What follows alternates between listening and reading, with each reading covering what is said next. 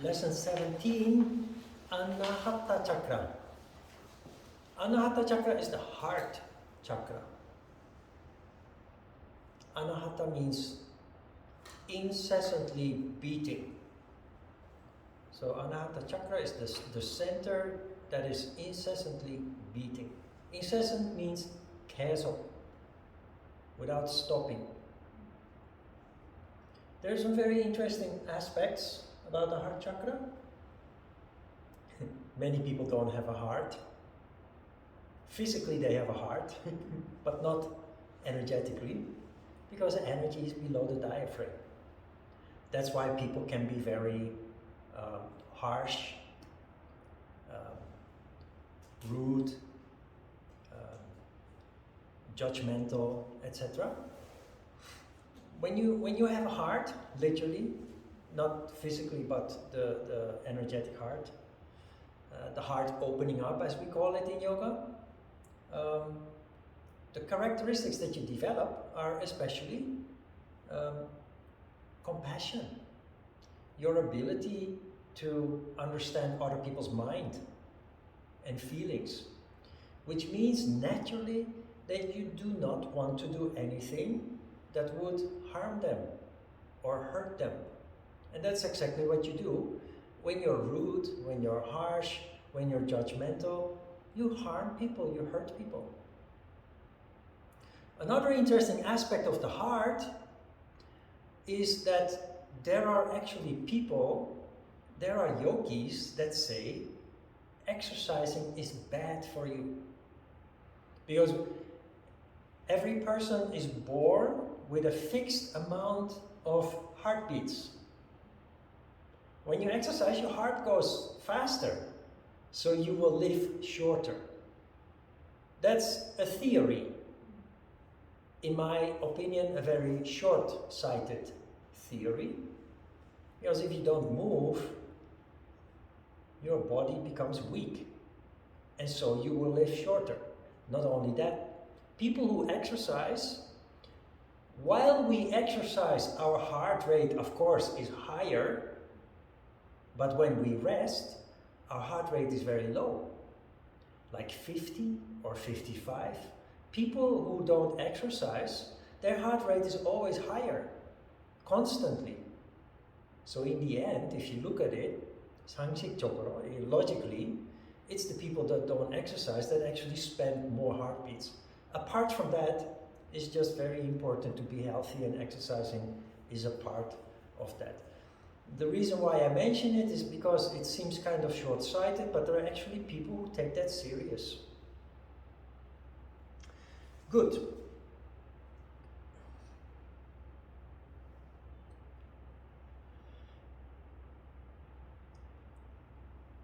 While we practice yoga and the heart chakra has not been affected to the point that it has opened up, technically you are called a sadhaka, a yoga practitioner. A yogi is a person whose heart chakra has opened up, which means that you have developed, compared to before, you have developed a sense of compassion, empathy, like you explained just before. Then you're technically a yogi. It's a technicality, but it's interesting to know. When I came to Korea 25 years ago, and every time I was invited into the home of a Korean family, one thing I noticed that when people are Christian or Catholic, at the entrance of the house there is a picture of Jesus Christ. I saw that many times. And not just the picture of Jesus Christ. What is the typical thing that you notice when you look at that picture? It's similar to the picture in the handout. Jesus Christ with a burning heart. Those pictures stand out because the heart is very visible, and it is pictured in a way that it looks like it's burning. A burning heart is a phenomenon that you will experience at some point if you continue practicing yoga. It is in fact an important transformation for the yoga practitioner, kind of like an initiation.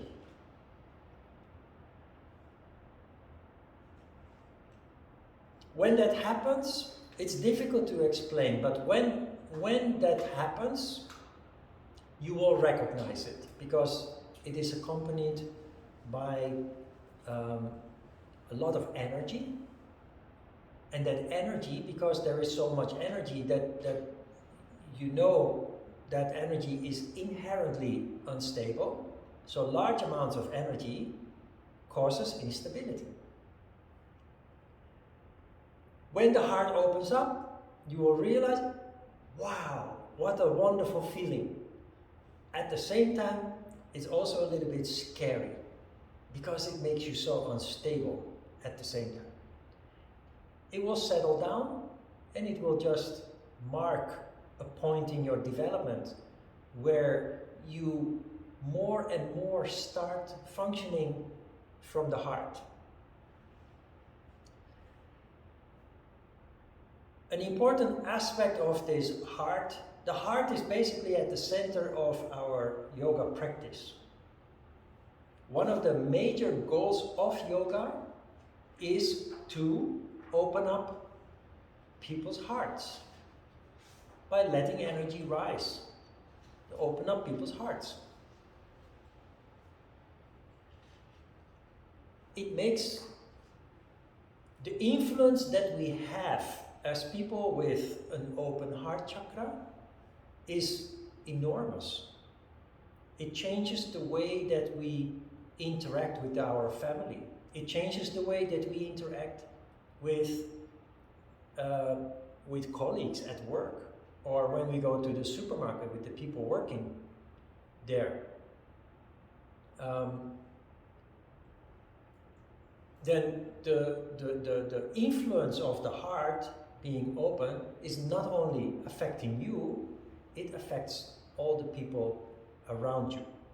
Now, because this aspect of yoga is kind of central to our development, there are yoga teachers or yoga centers, like communities, that say, for the development of your heart chakra, you must serve bhakti yoga. They call it bhakti yoga, and they also call it, you must practice seva. Seva means serving. That means doing things for nothing. So, when you go to a yoga center where they believe in this, they will ask you to work for them, clean the floor, or do administrative things on the computer or in the books. But they won't pay you for it. They will say, that's bhakti.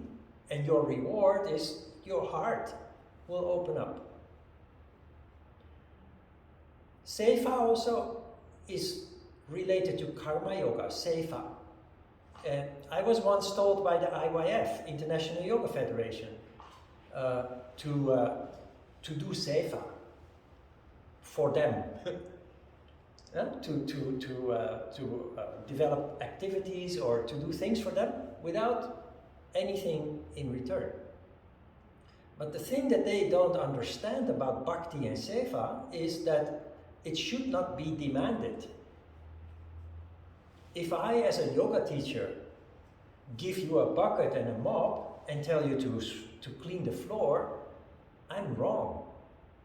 I'm abusing my authority, I'm abusing a philosophy out of laziness. It's my work to clean the job. It's my job to clean the floor and the windows and to do the administration, because it's my studio. If you come to me and you say, Ron, I want to help, can I clean the floor? Then I can say, well, if you want, that's okay. Thank you for offering. but then you do it voluntarily. I usually say no anyway, because I have my own way of doing things. I'm very efficient at it. I'm kind of eccentric, like most yoga practitioners become kind of eccentric. So you want to do things, you want to stay in control and do things your own way. But the translations that you receive in Korean have been made by somebody who offered me to translate. So when I started teaching yoga with handouts in English, I thought it would be nice to have translation in Korean. But I never asked. Because I know it's not pure. It's impure to ask. Unless I pay. If I ask you to translate and I pay you 5,000 won per page, it's okay, it's correct. But if I ask and I say it's bhakti or seva, that's impure. But one day somebody said, actually she was not a student. Her friend was in my class and her friend was not so good in English. So she said, is it okay that you give me these English texts and I translate it into Korean for my friend? And I said, yes, please. Go ahead. And that was for the basic course. And another student who also teaches Raja Yoga in Hongik area, she translated all the texts for the advanced course. There's 120 classes, so that's quite a lot. And she translated, and the thing is, this is why this is important, that you never ask. At some point, the other teacher was doing wrong to her students. My responsibility, because I trained her. She was teaching Raja Yoga, meaning philosophy and meditation, but she also started telling people, I can solve your problems. Every weekend around this time, you can come to me and I will do counseling. And I got messages from people who felt that she was focused on her ego. She felt important to be able to deal with other people's problems. Now I know from a psychology standpoint, when you are digging into people to find problems, you actually make their problem worse. So you should never, unless you are a professional, you should never say to people, hey, I'm a yogi, I will help you with your problems. Come, anybody can come and I will solve your problems. That is very impure also. So when I talked to her about that, at some point she said, but I translated all the handouts for you. And then she realized what she was doing and she swallowed it. Because I was going to say, I never asked you to do that. You understand the difference here? If I had asked her to do that, I would not have been able to honestly discuss her wrongdoing with her. That means I become corruptible. Because if I have some criticism, she can say, I translated all these files for you because you asked me to do that, which means I have to shut up. But I never asked, so I am free. She cannot put me under pressure not to talk about what she's doing wrong. And the good thing is she understood that.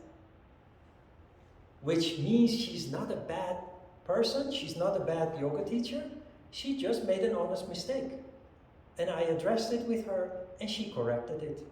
Wonderful. But had I asked her to do it, the situation would have been totally different. And I would have been corruptible. So never let anybody tell you that you must serve. In a yoga studio, or in a church, or any community where they say, yeah, it is part of our practice. You will go to heaven when you serve, when you clean the floor, clean the windows, or do our administrative work for free. It's impure, and it's really important that you remember that, because many people who are very sincere about their practice, they will actually do those kind of things for free.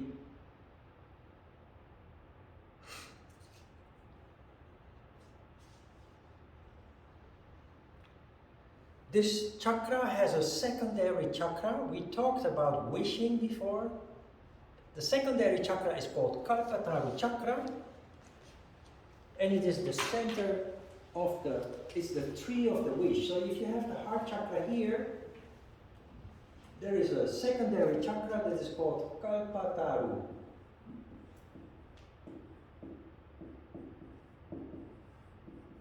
It's the wishing tree, or the tree of the wish. That is, of course, symbolism. There is no tree. It means that within the heart lies the possibility to make wishes come true. And we talked about the difference between wanting and wishing before. Have you understood that a little bit? Or still difficult? Yeah. So when you want something, that is usually a feeling in your belly. Greed, desire. You want to have jewelry, or you want to have something material. Usually it's something material, about money, or about career, about position, status, possession. And usually when we are driven by wanting or desire, we often to get what we want, we break the moral principles. We take shortcuts. We are willing to commit violence. We are willing to lie. We are even willing to steal.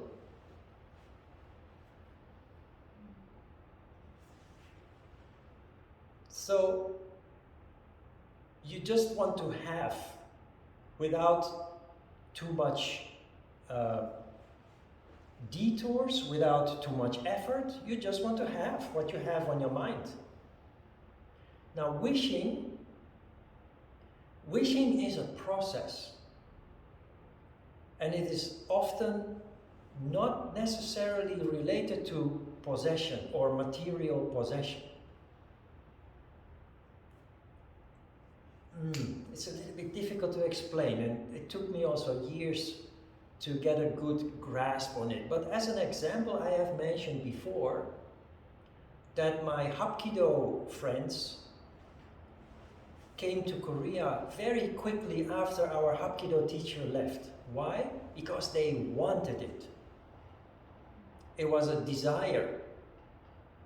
So they quickly gathered money, bought a ticket. They didn't make a real plan.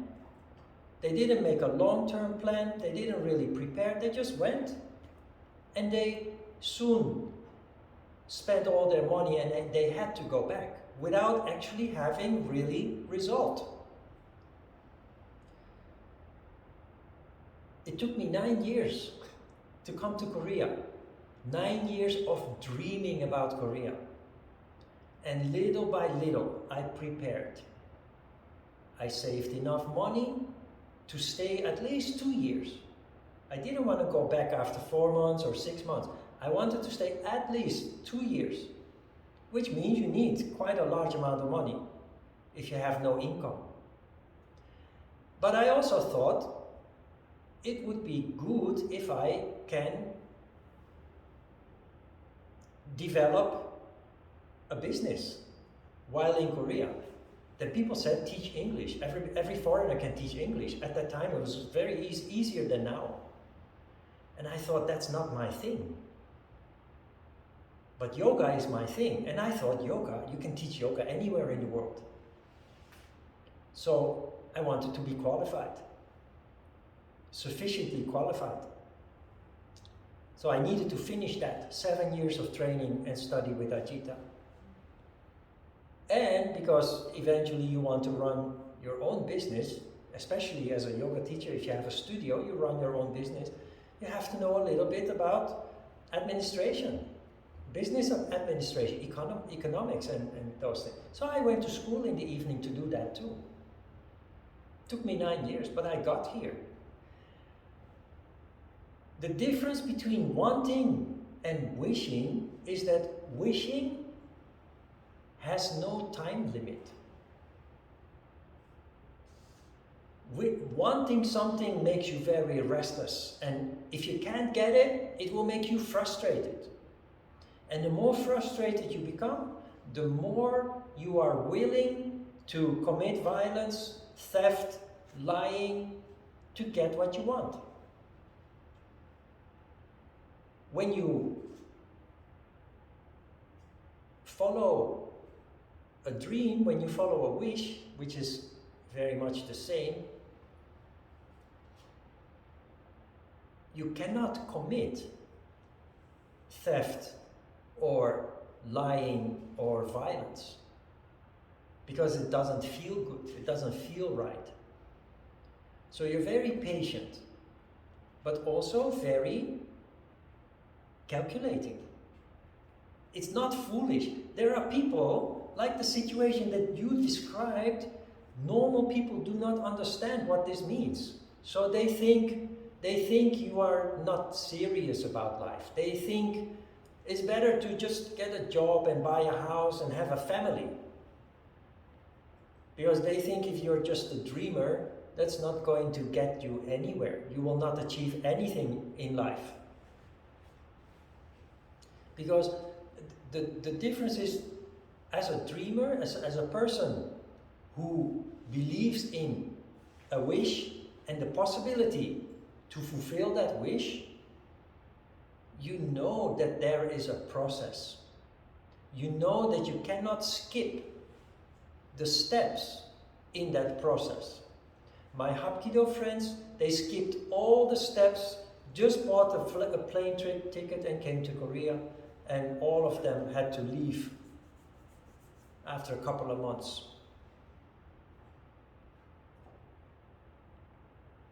This ability, you know, I'm trying everything I can to explain the difference between wanting and wishing, and it is really not easy. But do not think about it too much, because you're all practicing yoga, which means your heart is opening up. And that means that you will do the same as I did 20, 30 years ago. Because at that time, I didn't understand this yet. At that time, I was looking at my friends who went to Korea and I thought, I should go to Korea. I was the best student of my Korean master. I should follow him. I should go to Korea. All of them, they went, and I was frustrated. I was angry, disappointed. I thought I'm not qualified to do what they did. Now I understand that I had a dream, and I followed the process properly. And that is why I'm still in Korea. And I do what I love to do. While all the others, not only did they go back to the Netherlands, to their old life, their old job, but also most of them, all of them actually have serious health problems. All of them have serious health problems. So it makes a huge difference actually. Do not worry too much about what it means, the difference between wanting and wishing. Just like me, when I still actually didn't know the difference, I put it into practice. Because my heart was already opening up as a result of yoga practice. It just happens naturally. And you will do it too. You will put it into practice too. And you will also notice sometimes that it can be quite frustrating. Because when you follow your desire to want something, you have it tomorrow. No matter how, you will have it tomorrow. And we think that that is the way to go, but it creates lots of disharmony and conflict if we keep functioning like that. While when you follow your heart, it takes more time, but you are much more meticulous about your preparations, about your planning, and as a result, you will be much more successful in what you try to achieve.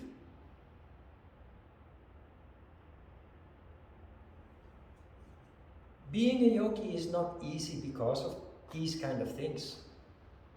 You have to learn to deal with the impatience. Because your energy is not always here or in your heart. Your energy goes up and down. And when the energy is below, you can become frustrated, disappointed, or even pessimistic, thinking that you fail. Everybody's succeeding, only I am failing. And these things you will have to deal with at some point in your life. That's part of the process of being a yogi.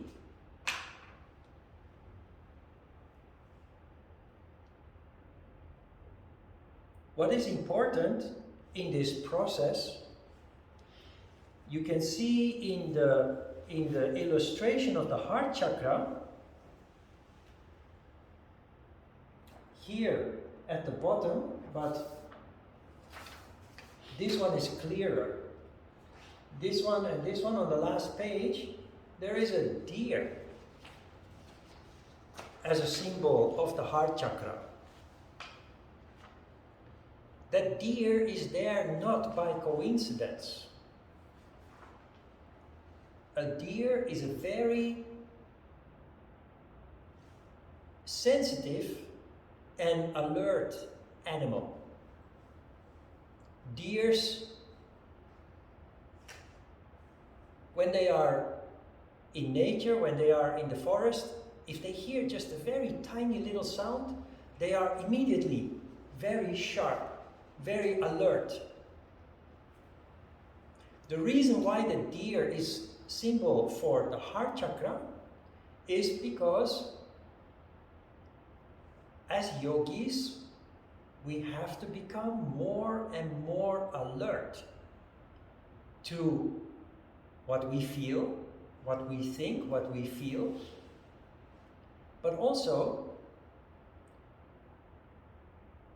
be aware of what we wish for when we wish for something. Because the ability to fulfill wishes is more real than you think. Most people don't believe in it, but it's more real than you think. And you will see that when you're not careful, you may wish for something that you quickly regret. Because you are guided by desire. Because your motive for that wish was not pure. And in that case, there are always repercussions.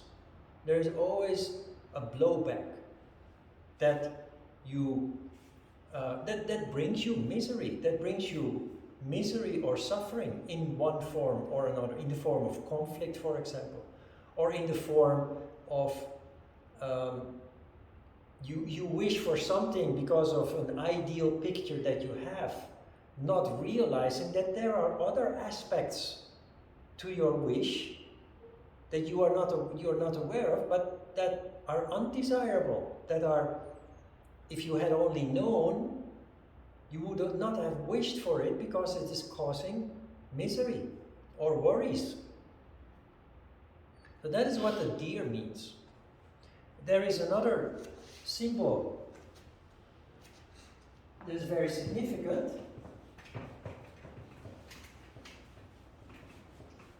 I may have explained it at the introduction workshop, Sometimes I do, sometimes I don't. There is a Star of David. Star of David looks like this. You see it in the Israeli flag.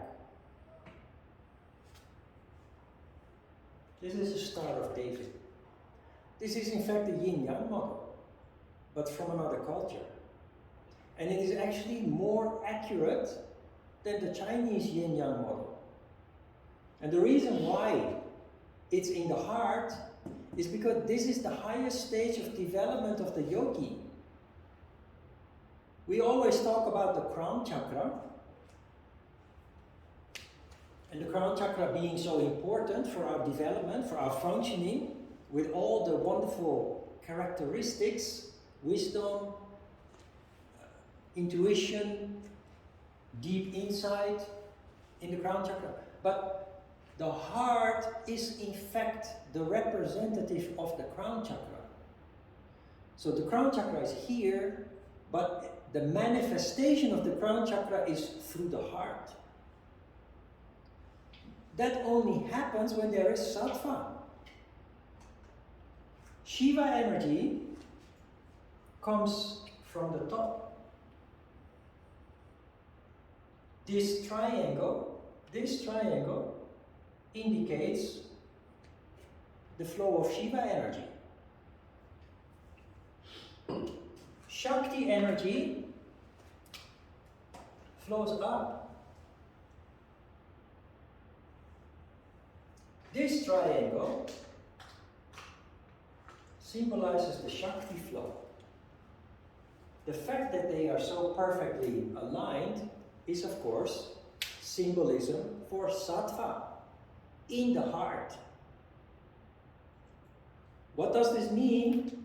It means most people would not have a Star of David in their heart because their Shiva triangle is somewhere here in the body, and their Shakti triangle is somewhere here in the body. So there is no harmony. So the heart is not functioning optimally, or not at all. People who practice yoga for a long time, for a longer period of time, they gradually bring the two together, not in Manipura chakra, not in Svadhisthana chakra, not in Ajna chakra, but in the heart. And what happens naturally is that you want to serve. We talked about bhakti and seva just before, and I told you never let other people tell you that you must do something for them because it is bhakti. Something else happens now. You want to serve in one form or another. You want to do something good without receiving anything in return. Or maybe even you have to spend money to help. An example of this is the story about Pada and Babi. 15 years ago or 10 years ago, maybe I would not have noticed. But with the heart being open, I met the dog in the park, and I felt his need. I felt that he needed me. There were many other people in the park, and some people brought food and snacks, but nobody wanted to help. They just wanted to help by giving some food, but nobody took action to help. And I connected with the dog, and I 6 months before that, my previous dog died. And I said, I never want to have a dog anymore because it hurt too much. And 6 months later, the dog shows up in the park, and it was just so strong. The feeling was so strong, I had to rescue him. I had to Rescue him even knowing that I'm going to have to take care of him for the next 15 years. Making it very difficult to travel, making it very difficult to socialize with friends. Basically just really taking care of the dog, like a child, raising a child. Of course it's easier than raising a child, but still, it's a big limitation. That purely came from the heart. I didn't teach yoga for a year, I had no income at all, so I was just spending money for rent and just daily life, food and things. And for the dog, of course, that cost a lot of money. And then I decided to adopt his sister also. Many people do not understand how you can do something like that. But you know what? I only see positive things. I sacrificed, I opened my heart, and those 2 dogs changed my life. I have new friends because of those dogs in the park. Other dog owners who otherwise I would never have met. Nice people. So it really brought change, really. And at that time also, I was at a turning point in my life. Shall I stay in Korea? Shall I move somewhere else? Because my dog had died, and then I decided to take a break from teaching yoga. So actually, because I was also not in a relationship, there was no reason for me to stay here. Until Pada showed up, and everything started making sense again. And the wonderful thing about this experience is, every time when life seems to abandon you, or when you kind of get lost, the only thing that you have to do is take care of yourself. Don't despair, just take care of yourself. Healthy food, regular exercise, have a regular daily routine. And then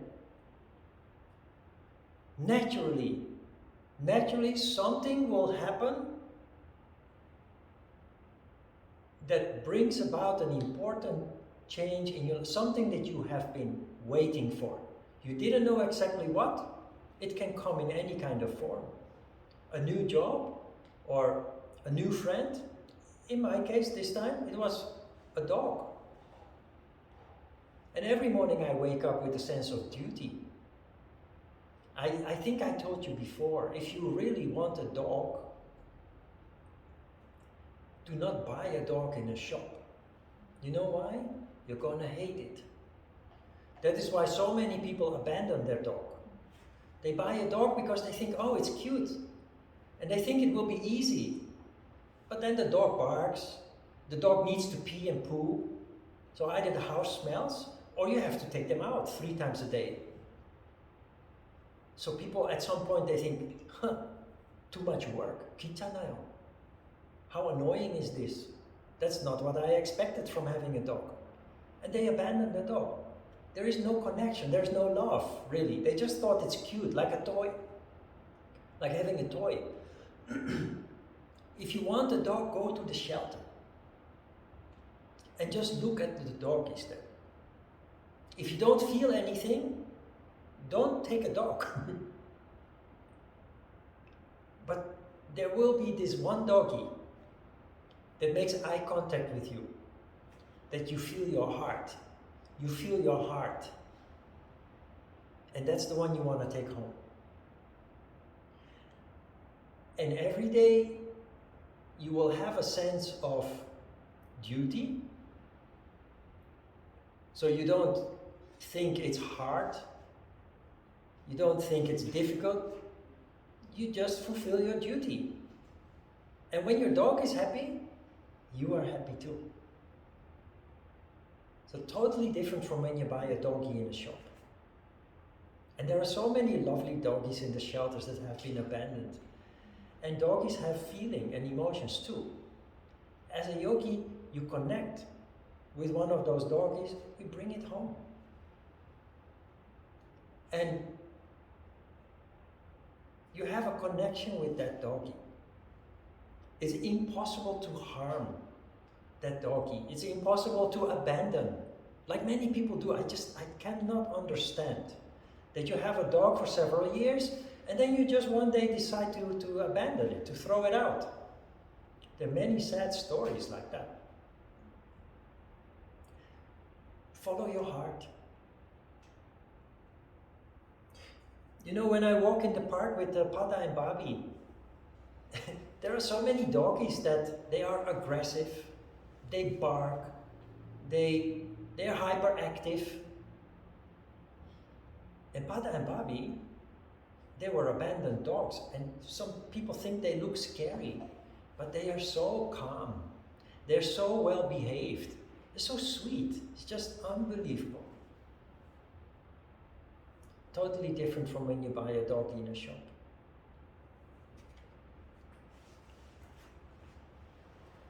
The subtle element of the heart chakra is air. So you have earth in Muladhara chakra, water in Svadhisthana chakra, fire in Manipura. The heart chakra is air. Subtle vehicle of action is grasp, grabbing with your hands. Babies want to grab things. You give them a finger, they will grab your finger tight. The subtle organ of perception, the Snanandriya, is the touch through the skin. The subtle energy is called Udana Prana. We had Apana Prana in Muladhara chakra, Samana Prana in Svadhisthana chakra, generic prana or just prana in Manipura, and here we have Udana Prana. Udana Prana is responsible for a human being to be straight, to be erect.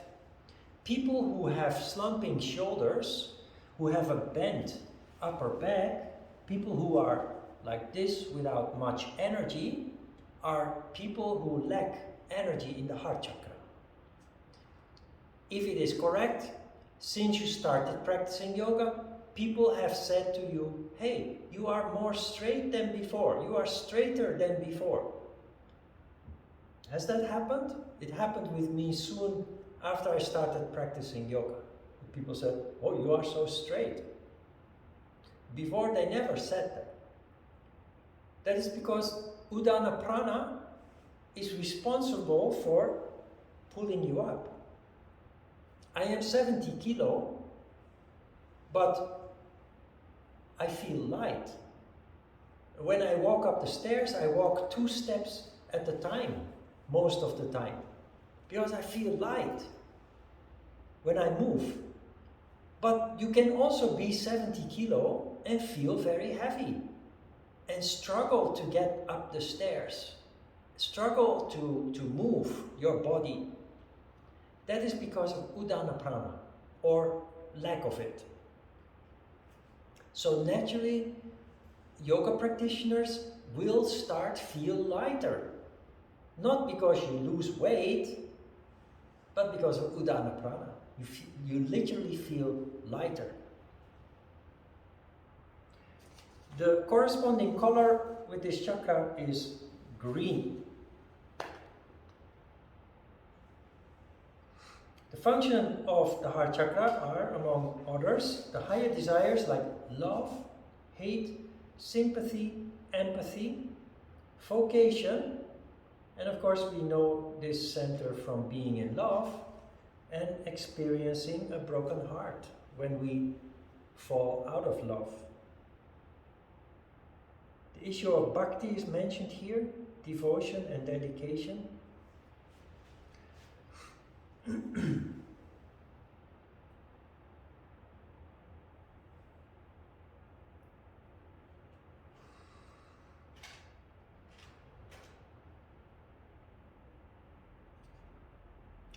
little bit lower, you have the issue of, you see there an illustration of a yogi on a bed of nails.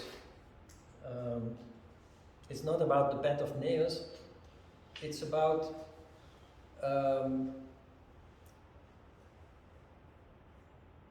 well, the paragraph says that if there is complete, when a person is completely harmonious, it leads to reduction of airflow. There are yogis who demonstrate their reduced need for air by having themselves buried. They have themselves buried for weeks, sometimes even for several months. And their heart rate is super low, their nails and their hair stops growing. Then when they are being dug up, they're still alive. This is impossible for normal human beings to do. But this is a phenomenon, although human beings are not capable of doing this. In nature, there are actually species, there are animals who actually do the same. They go, we call it winter sleep. The proper English word is hibernation. They go into hibernation. Many bears do it, bears and rodents like mice and rats. You understand hibernation, winter sleep? There are many animals in nature that for 3 months or 4 months during the winter, they do not eat, they do not drink. They're in the condition that the yogis go into when they have themselves buried also. So for human beings, it's absolutely unusual, of course, almost impossible. But it is a phenomenon that occurs in nature, and so showing that it is not impossible. The yogis that demonstrate this ability, of course, have pushed their control of their body to such a high degree, they even control their nerve system, the autonomous nerve system, to the point that they can lower the heart rate to almost 0. And the interesting part is that it doesn't lead to harm. The developmental stage of this chakra is between 22 and 28. It is the time of our big love, and it is also the time of idealism. In Manipura chakra, we saw that between the age of 15 and 21, we are rebellious. It's the time of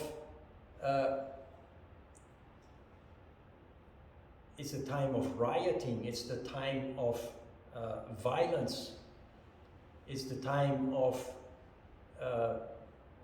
establishing our identity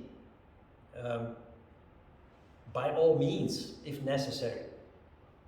That changes very much from 22 to 28, where we become idealistic. Many people around that age are in university, if they continue studying, and instead of rioting, they protest. They protest non-violently for something that they believe in, for something that they are passionate about, for something that they think is wrong in the world or in society. So this is a very different approach from the previous chakra, where we don't shun violence to protest, often ending in violent rioting.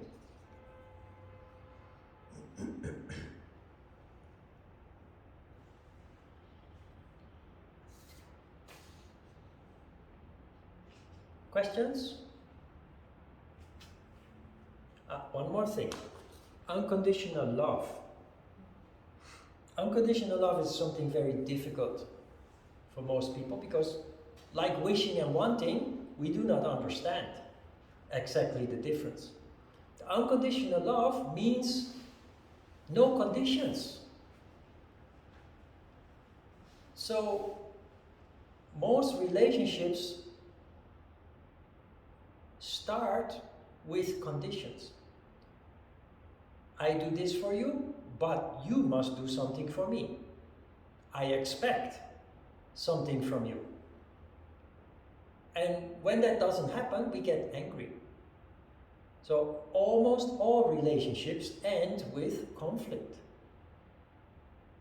Because we feel cheated, we feel treated unfairly, we feel we didn't get what we expected. Unconditional love comes from the heart, of course. And that means regardless of this person's status, you love that person. Regardless, no conditions. And it's not easy to understand, but in a practical sense, this means that you allow your partner to be themselves. Many times in a relationship, we are unsatisfied about something, so we tell our partner, I don't like this, so you must stop doing that.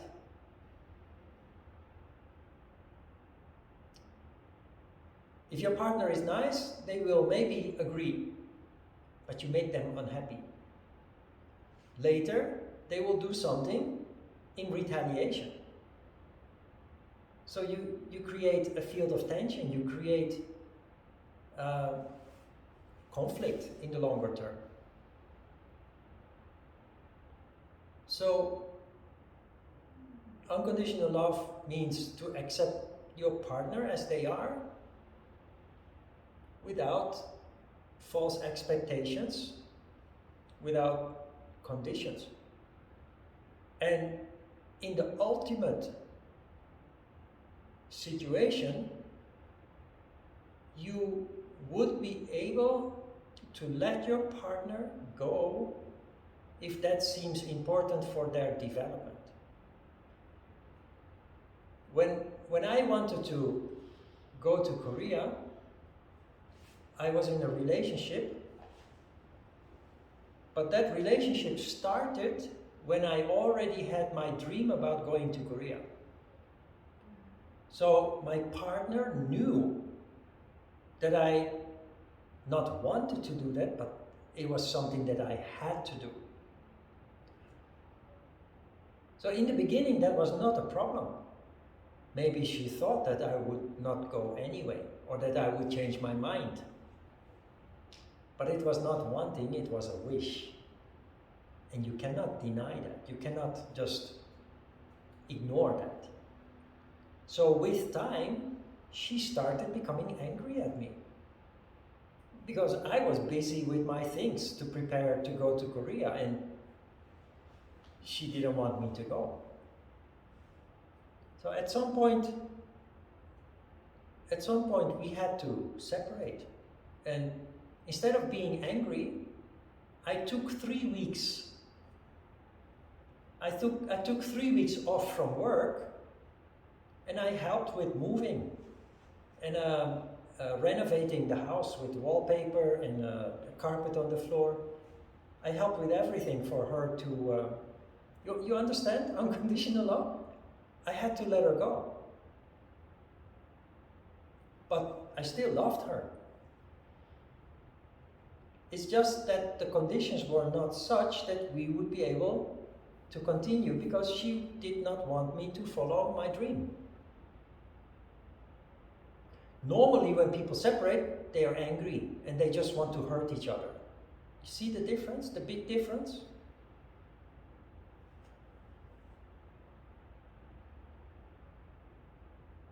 Unconditional love means understanding your partner's process.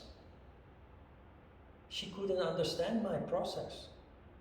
If she had understood my process, she would take me to a travel agency and buy a ticket with me and say, just go to Korea. And I hope it will be good for you. Because I love you.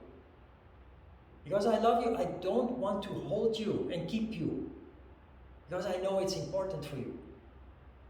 So let's buy a ticket. I will take you to the airport. And I hope that you will come back. But if not, apparently it's not meant to be. It's very difficult. Most people are just not capable of unconditional love. Also for a yogi, it can still be difficult, but all you can do is try. And when you make a mistake, you will know because you get hurt. Yeah? You will know because you have conflict and you get hurt.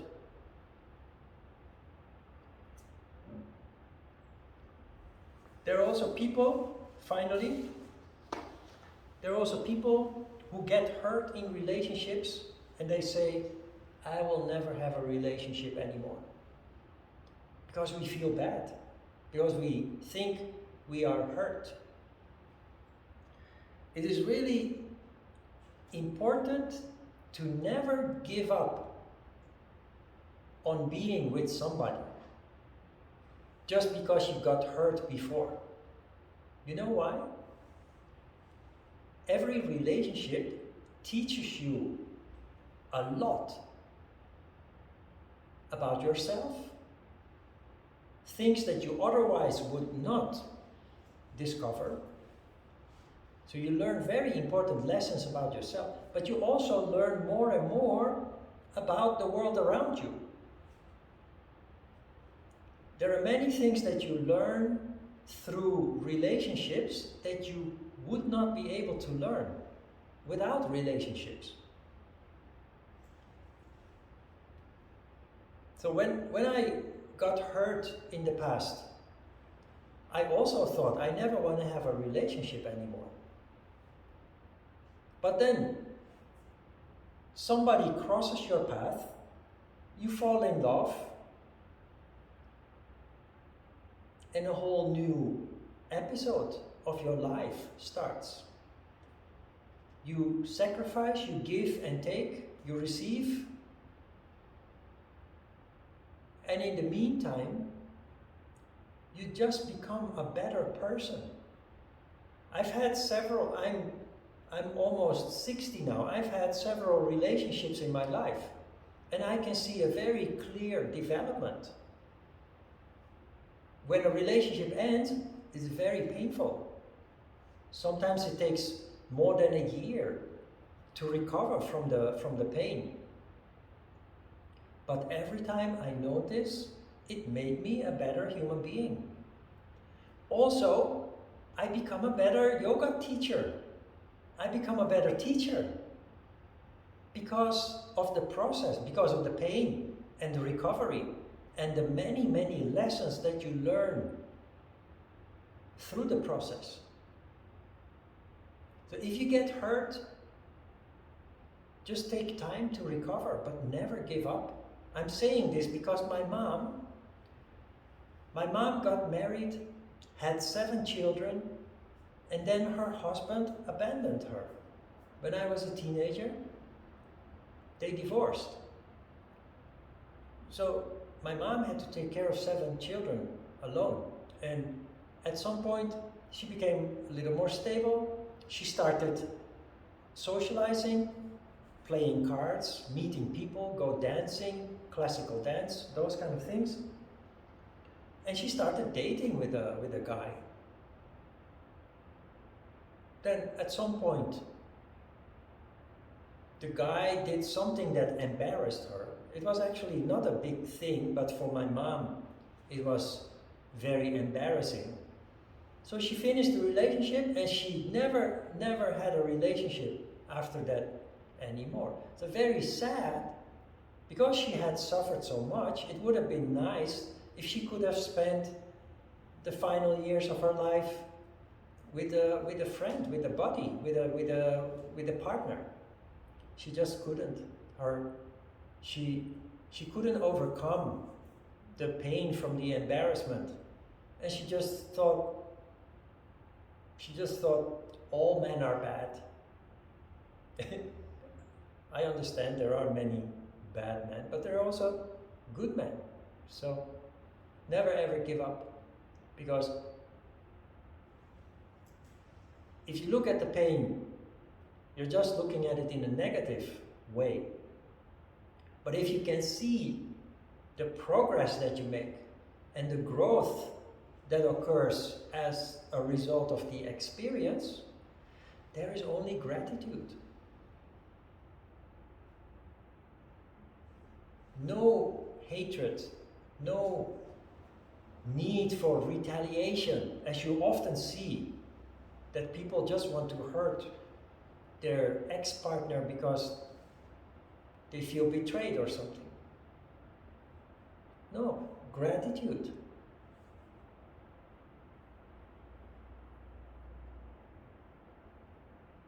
And no fear also for a new relationship. Of course, you become more careful because you become wiser as a result of your experiences. So you become more careful.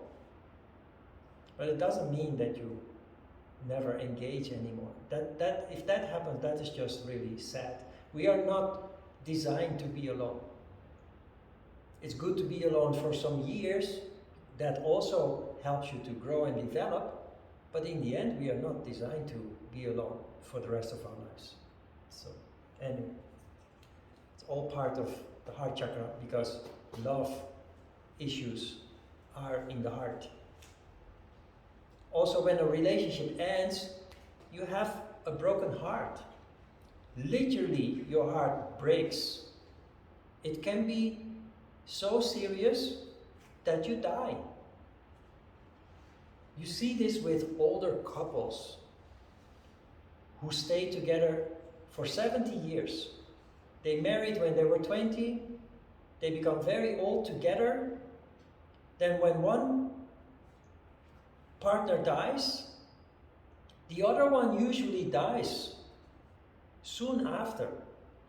1, 2, 3 months later, the other partner also dies.